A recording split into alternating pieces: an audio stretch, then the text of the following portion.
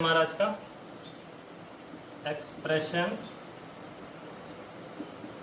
For drift velocity. देखिए drift velocity के लिए ड्रिफ्ट वेलोसिटी की डेफिनेशन मैंने आपको क्या बताई, it is an average velocity with which the electron drift from negative and towards the positive and. देखिए जैसे मैंने आपको कल को भी समझाया था, ये जैसे हमारे पास कंडक्टर है, हमने इस कंडक्टर में क्या कर देंगे, हम बेसिकली हम कंडक्टर जो भी हमारा चाहे पतली से पतली वायर होती है, चाहे बेटा मोटी से मोटी वायर होगी, वो हर समय सिलेंड्रिकल फॉर्म में होती है, ठीक है ना। तो वायर को हर समय हम सिलेंड्रिकल फॉर्म में दिखाएंगे, इसके अलावा और किसी फॉर्म में नहीं दिखाएंगे,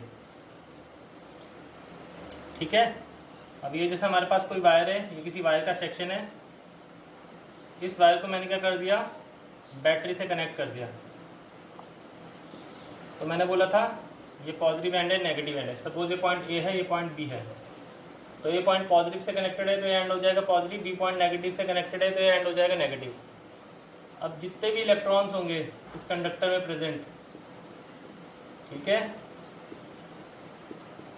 जितने भी इलेक्ट्रॉन्स इस कंडक्टर में प्रेजेंट है, अब वो सारे के सारे इलेक्ट्रॉन्स एक यूनिफॉर्म डायरेक्शन में जाएंगे। मीन्स क्योंकि इलेक्ट्रॉन पे नेगेटिव चार्ज होता है तो सारे के सारे इलेक्ट्रॉन नेगेटिव से रिपेल होकर किसकी तरफ जाएंगे, पॉजिटिव की तरफ जाएंगे, ठीक है। तो जिस एवरेज वेलोसिटी के साथ सारे के सारे इलेक्ट्रॉन नेगेटिव एंड से पॉजिटिव एंड की तरफ जाते हैं, उस वेलोसिटी को ही हम क्या बोलते हैं, ड्रिफ्ट वेलोसिटी बोलते हैं। अब देखिए ड्रिफ्ट वेलोसिटी के लिए हमें एक्सप्रेशन डिराइव करना है। देखिए मेरी बात सुनिए, ये एंड है पॉजिटिव, ये एंड है नेगेटिव, तो एक इलेक्ट्रिक फील्ड सेटअप हो जाएगी, ठीक है। पॉजिटिव और नेगेटिव एंड के बीच में क्या हो जाएगी, एक इलेक्ट्रिक फील्ड सेटअप हो जाएगी जिसकी डायरेक्शन ए से बी की तरफ होगी। अब मैंने तुम्हें पहले ही बताया था कि जब कोई इलेक्ट्रॉन इलेक्ट्रिक फील्ड में होगा तो उस इलेक्ट्रॉन पे क्या लगेगी, फोर्स लगती है, ठीक है ना। कोई इलेक्ट्रॉन जब इलेक्ट्रिक फील्ड में होगा, जैसे मान लीजिए ये मैंने क्या कर रखी है, इलेक्ट्रिक फील्ड अप्लाई कर रखी है, ये पॉजिटिव है, ये नेगेटिव है, ये मैंने इलेक्ट्रिक फील्ड अप्लाई कर रखी है, तो इलेक्ट्रिक फील्ड की डायरेक्शन पॉजिटिव टू नेगेटिव होगी और इलेक्ट्रॉन पे कैसा चार्ज होता है, नेगेटिव चार्ज, तो उस पर फोर्स कैसे लगेगी, पॉजिटिव की तरफ जाएगा इलेक्ट्रॉन, ठीक है ना, क्योंकि इलेक्ट्रॉन पे वो नेगेटिव से रिपेल होकर किसकी तरफ जाएगा, पॉजिटिव की तरफ। तो due to electric field setup in the conductor, conductor पे जो इलेक्ट्रिक फील्ड सेटअप हो जाएगी, the force experienced by the electron is given by, electron पे जो फोर्स लगेगी बच्चों वो लगेगी F इक्वल टू, लिखेंगे हम वेक्टर फॉर्म में लिख रहा हूं मैं इसको, vector F equal to minus e into ई।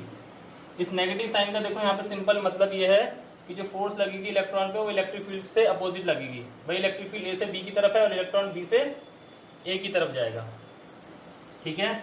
अगर जो देखो सिर्फ फोर्स का मैग्नीट्यूड लिखना पड़ेगा तो मैग्नीट्यूड में हमें नेगेटिव साइन लगाने की जरूरत नहीं है।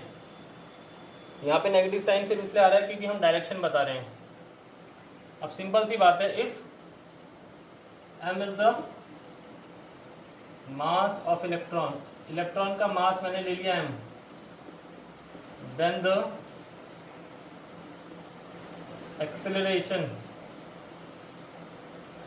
Of the electron is given by, acceleration कितना हो जाएगा, ए का फॉर्मूला होता है, एक्सेलरेशन का फॉर्मूला होता है फोर्स अपॉन मास। क्या होता है एक्सेलरेशन का फॉर्मूला, फोर्स अपॉन मास। तो एक्सेलरेशन आपकी हो जाएगी, फोर्स की वैल्यू हो जाएगी माइनस ई बाय एम, ये हो जाएगी एक्सेलरेशन की वैल्यू, ठीक है। This is the value of acceleration. अब सिंपल सी बात है, since mass and charge of all electrons is same. देखिए सभी इलेक्ट्रॉन का मास और सभी इलेक्ट्रॉन का चार्ज क्या है, सेम है, ठीक है। सभी इलेक्ट्रॉन का मास और चार्ज क्या है, सेम है बच्चों।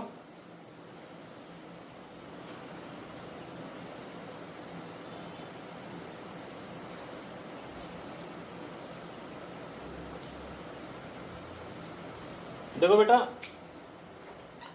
तो मैंने क्या बोला, इलेक्ट्रॉन का, सारे इलेक्ट्रॉन का चार्ज सेम है, उनका मास सेम है, तो since mass and charge of all electron is same, therefore all electrons electrons have same acceleration, same acceleration. ठीक है बच्चों, सबकी एक्सेलरेशन भी सेम ही होगी। सपोज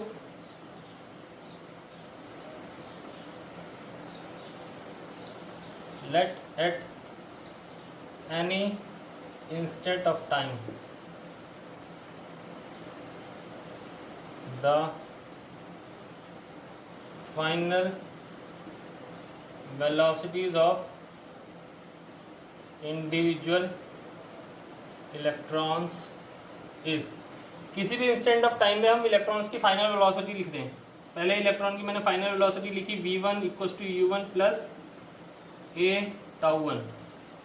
ठीक है, फर्स्ट इक्वेशन ऑफ मोशन से लिख दिया हमने v equals to u plus at से। कोई दूसरा इलेक्ट्रॉन है उसकी velocity v2 equals to u2 plus a τ2। इसी तरीके से कोई nth इलेक्ट्रॉन है बेटा, उसका हो जाएगा un प्लस a τn। ठीक है, फिर आगे इसमें लिख सकते हैं where τ1, τ2 up to τn are the relaxation time. ये क्या होता है हमारे पास, रिलैक्सेशन टाइम होते हैं of individual electrons.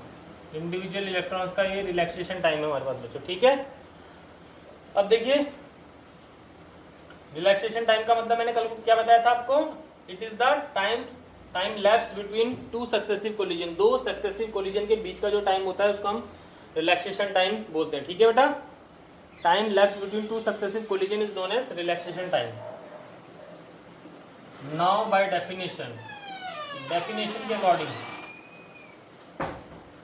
Drift velocity is given by, बेटा देखिए ड्रिफ्ट वेलोसिटी है जिसको हम v और वेक्टर d से रिप्रेजेंट करेंगे।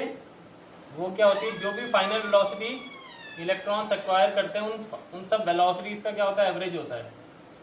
Drift velocity is the average of all the velocities which is acquired by the electrons. अब देखो बेटा मैंने क्या करा, मैंने लिखा vd equals to v1 plus v2 up to कहां तक, vn तक अपॉन n, इन सब वेलोसिटीज का एवरेज। अब v1 की वैल्यू थी u1 प्लस a τ1, v2 की वैल्यू है u2 प्लस a τ2 और vn की वैल्यू है un प्लस a τn। फिर उसके बाद मैंने क्या लिखा बेटा, u1 u2 और ये अप टू un, इन सारी टर्म्स को एक साथ लिख लिया क्योंकि सारी टर्म्स एडिशन में। फिर बचेंगे हमारे पास टर्म a τ1 a τ2 और a τn। इनमें से मैंने क्या कर दिया, a कॉमन ले लिया और ये आ जाएगा τ1 प्लस τ2 अप टू τn। ठीक है, इसके बाद हम क्या करेंगे, vd इक्वल्स टू, हम इन टर्म्स को स्प्लिट कर लेंगे, n को इस टर्म के नीचे भी लगा लेंगे और n को इस टर्म के नीचे भी लगा लेंगे। तो u1 plus u2 up to कहां तक, un ओवर n, एक ये टर्म आ जाएगी plus a τ1 plus τ2 up to τn over क्या आ जाएगा, n हो जाएगा। अब देखो ये तो हमें पता है कि जो टर्म होती है u1 plus u2 up to un over n, ये होती है 0, क्योंकि ये होता है एवरेज थर्मल वेलोसिटीज, जो इलेक्ट्रॉन्स की होती है वो क्या होती है, 0 होती है। और इस तरह से लिख देना τ1 plus τ2 up to τn upon n। τ1 τ2 ये क्या इंडिविजुअल इलेक्ट्रॉन्स का रिलैक्सेशन टाइम है, तो इन सब का भी जब हम मीन निकाल लेंगे तो ये आ जाएगा टाउ, ये आ जाएगा एवरेज रिलैक्सेशन टाइम। ओके, तो बेटा आपका vd फाइनली आ जाएगा, यहाँ पे आ जाएगा a इंटू आ जाएगा टाउ। ठीक है,